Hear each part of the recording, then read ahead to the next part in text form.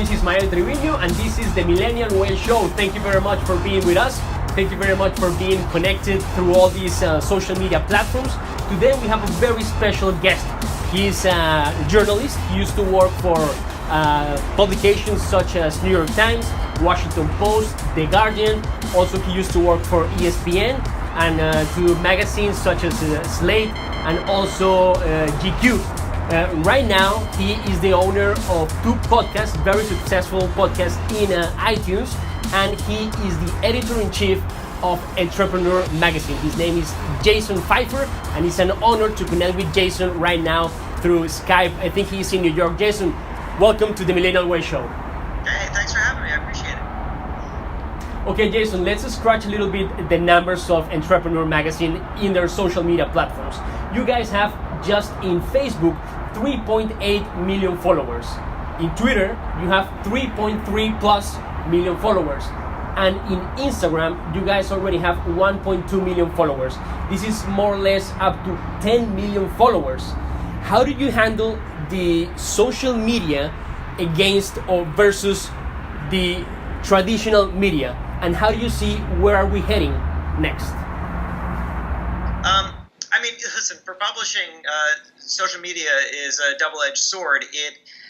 It drives a lot of traffic, but the problem is that people start to think of Twitter or Facebook or, in a small way, Instagram or Snapchat as the source of news, which means that they're not thinking about the brands so much as just the social portals that are bringing them to this article or that article. So all media has to now deal with this challenge of brand loyalty and how do you capture and continue to engage audiences when they might be coming to you less because of you and more because somebody tweeted something out. That's something that we all wrestle with, and the way that we do so is by really focusing on building communities and making sure that people feel directly connected to us, and that really forces a lot of creative thinking, which I love, the ways that we have to think about how to engage our audiences, who does it. It's a reason why I go out a lot personally. I do, for example, an Instagram Live every Wednesday. That's about audience building. That's about making sure that people feel connected, not just to the brand, but to the people at the brand. And then social media more broadly, absolutely, it's really great to know that you have a place where you know people gather, where you know that they engage, and if you are a smart brand who can figure out how to start that conversation and how to identify your community and be a voice in that community, then you have a place to go to reach people, which was something that brands struggled with for decades, and now here's a shortcut if you can use it right. We saw you recently in Las Vegas participating at CES, the Consumers Electronic Show Expo, a few days ago. Which will be your top three, your best three innovations or your best three ideas that impacted you the most? So yeah, CES is an insane place. It's just insane. I saw a lot of stuff that impressed me, though I also have to say I saw a lot of stuff that I feel like is not going to be around in a year or two.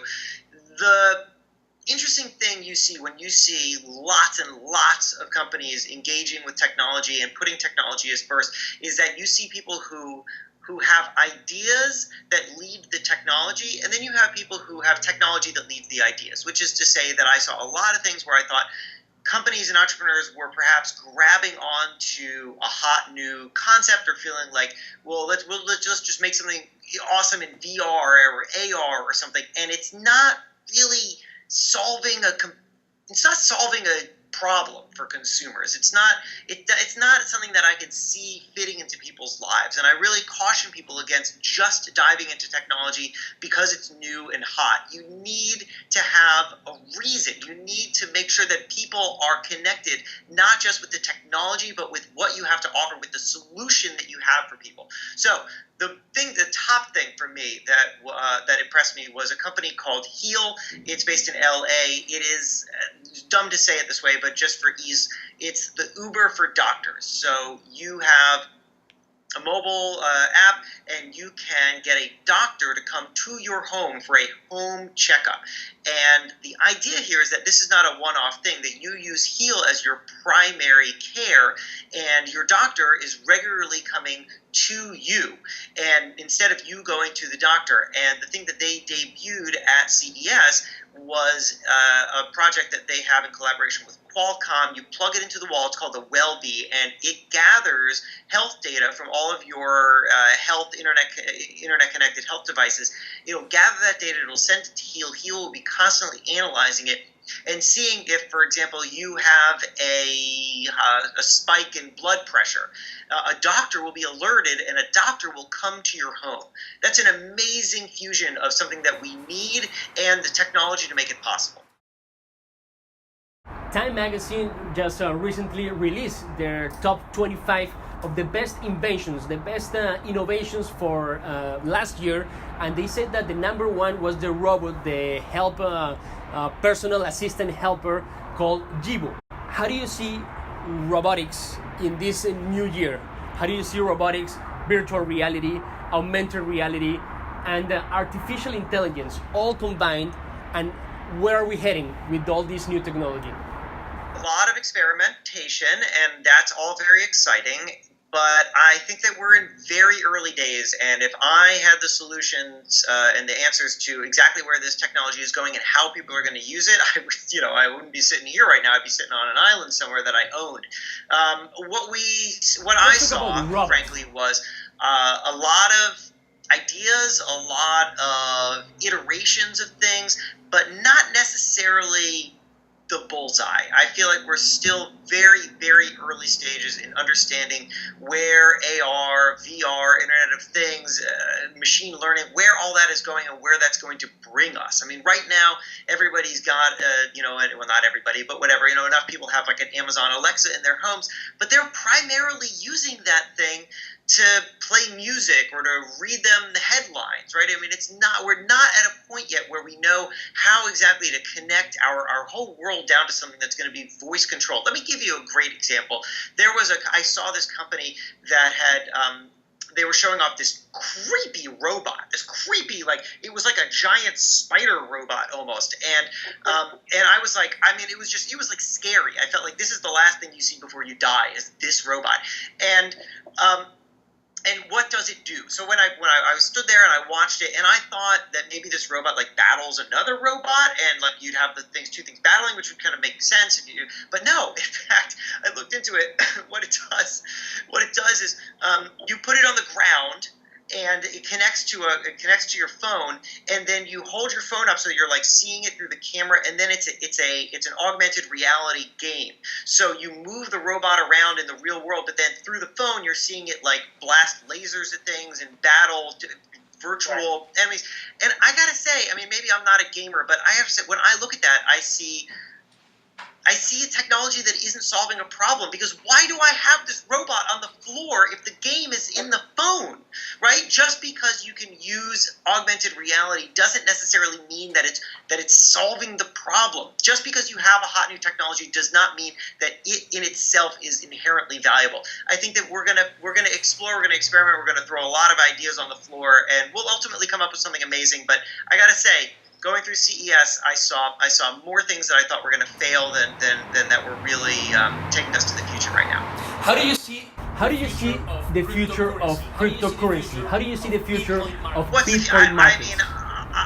To me, the most compelling argument that anyone's ever made to me about cryptocurrencies is that they could be stabilizing forces in countries where the local currency is in free fall.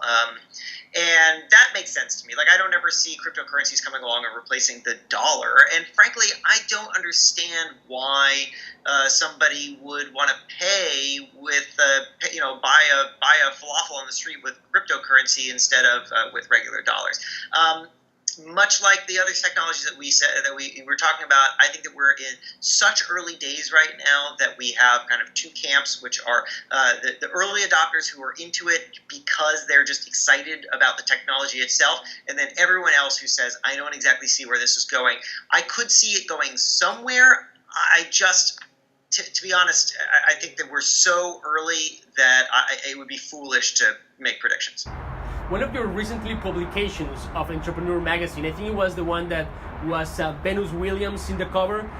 In the editor's note, you wrote a very interesting piece about the art of self-promoting, how to promote yourself in social media, in social platforms. Why don't you elaborate a little bit with our audience? What is that art about? What is the art of self-promoting means to you, and how we can do it? Yeah, happy to. I got a lot of great feedback on that column, actually. So the point of that column was that I had always been very uncomfortable self-promoting. And it turns out lots and lots of people are very uncomfortable self-promoting. You feel like it's a burden that you're placing on people. You know, you have this thing and you want them to pay attention, and you're now like sort of like shoving it on them. And that's how I felt. Even though I would do it, everybody does it in some way, but that's always how I felt. And so I started paying attention to the way that really smart and proactive entrepreneurs promote their own companies, their own work. And I came to a realization. And that realization is that entrepreneurs who do this successfully are always presenting their work, and I think truly thinking about their work as useful to other people. They didn't just create something to create it. They created something useful, and they know that it can be useful to the people who they're reaching out to, and so that is how they're presenting it. And I gotta tell you, that really comes across, and it also diminishes your own feeling of awkwardness, because there's a big difference between like, hey, check out my thing because it's my thing, and hey, I built this and it is useful to you. And so a very simple experiment that I ran was on LinkedIn. I had hundreds of people who had just contacted me on LinkedIn, and I didn't know what to do. I was like, do I bring them in? I don't know them. It's going to dilute my network. And I said, no. You know what I'm going to do? I'm going to accept every single one of them, and I'm going to send them this note that I've written that presents 3 things that I do, which are 2 podcasts and a newsletter, as genuinely useful to them. And I'll explain in brief detail why it's useful to them. And I think that as long as I am projecting that this is useful and they can see it as useful, I won't feel guilty, and they'll get some value. And so that's what I've been doing. I've been doing it for months now, and I got to say, it's been amazing. My podcast numbers went up, my newsletter subscriptions went up, and people felt genuinely connected to me. They wrote back, they said, thank you for sharing this stuff. It's crazy. Thank you for self-promoting, but that's what happens when you present yourself as useful. Jason, how do you see the rise of creating social media content? Everybody's creating social media content everywhere, but right now, these social media gurus, they're talking about the rise of podcast, this new wave of podcasting. Are you impacted by that? Do you think that this is a new trend that will last for not that much? Because I do understand you have 2 podcasts, right? Tell us a little bit about your podcasts. Nothing lasts forever. You said, will it last forever? But no, but I do think that there's a long future in front of us for podcasting. I think podcasting is just getting going. You can look at the numbers. There's tremendous growth in the marketplace, and also, very importantly, more and more big advertisers are coming into the podcast world, which shows you that I think that we're in a medium that is far away from maturing right now, which is very exciting. I run 2 podcasts. One is called Problem Solvers. It is for entrepreneur. It is about entrepreneurs solving unexpected problems in their business. And the other one is called Pessimist's Archive. It's a history of unfounded fears of technology. So in each episode, we look at the moment that a new piece of technology was introduced, and we try to understand why it freaked everybody out. Now, I do these 2 shows because I love them, and also because I love connecting with audiences in these ways. And I'll tell you, just as a content creator, getting into a new medium like this has been extremely valuable, because it's taught me new ways to think about storytelling. It has challenged me as a writer, because writing a script for a podcast is very different from writing an article for a magazine. I've really, really loved it. And it's also forced me to think, and this is, I think, the key question that anybody who is creating content anywhere has to think about: how do you differentiate yourself? If you listen to the podcast world, if you just sort of scan through, what you're going to see is most people are just making what are called chat shows, just two people talking, having a conversation. And some of those shows are very, very long, and they need to be edited down, but they're not. And so they become these hour or 2-hour shows, and they just meander. And I think that as the podcast world gets more crowded, you're going to see that the people who really rise to the top are the ones who are being far more creative about their storytelling and thinking about how to connect with audiences in new and engaging ways. Which is not to say that there aren't great chat shows. There are. We have some great chat shows in our lineup, but I think that what you're going to see is more and more experimentation in formats. And so my two shows, neither of them are chat shows, and it's because I really wanted to challenge myself as a storyteller, and it's been a lot of fun. So I encourage people to think about the marketplace, think about what's out there, and think about what they can genuinely add to it. But how do you sell it? Well, it's not something I do myself. We have we started with a single producer, and now we're moving into a company who hosts and produces tons of different shows. And so I mean, my advice to entrepreneurs who are starting podcasts would be to find someone inside the podcast advertising space, and you create a revenue share with them, and then they go out and they sell. But the way that it works is, you need to understand exactly what kind of audience you're speaking to. You need to be as clever as you can about getting that podcast to that audience. We used every tool at our disposal to make sure that this podcast was in front of our audience, which doesn't mean just posting it online, which we did, or running ads, which we did, but also I've written about it quite a bit. I go on other podcasts and I talk about it. I even used a lesson from how I learned podcasting and how that helped me in my career as my editor's letter one issue. We're constantly thinking about new ways to connect people to it, because what you need to do is grow an audience and then understand that audience. Because if you can say, hey, I have this audience of this number of tens of thousands of listeners every week, and these people do this and this and this kind of work, and we know that audience, and we're in touch with that audience, then you have something that you can really offer an advertiser who is going to feel confident that they are connecting with the audience that they want to reach. And then you use the host as the medium to make that connection. So I do the advertising reads myself, and I do not just use the script that an advertiser gives me. I spend time getting to know the company. Sometimes I actually get on the phone with a founder or somebody else at the company. Sometimes I just do some research, and then I write and perform a script that we then run by them. But I want to make sure that it's personal and it feels like it's coming from me, because I'm the person that my audience has built a connection with. So if I can explain to them in my own words the value of the sponsor, it's going to mean more. Jason, we really appreciate your time. We really appreciate actually the fact that you participate in our show. Our last question, because we know that you have to go. What will be this advice that you would like to share with all these entrepreneurs that are actually looking at you right now and saying, okay, this guy is handling a 10 million followers platform? What will be that best advice that you can recommend to all this new generation of entrepreneurs?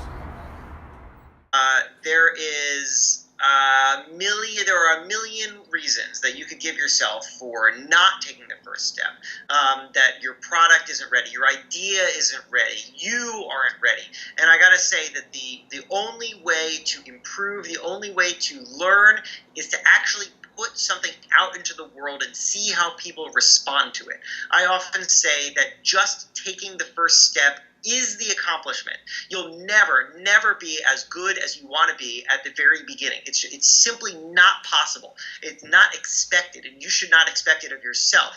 What you should expect of yourself is just the bravery to take that first step, learn from it, keep going, reach your first failure, because I'm telling you, you will have many failures along the way.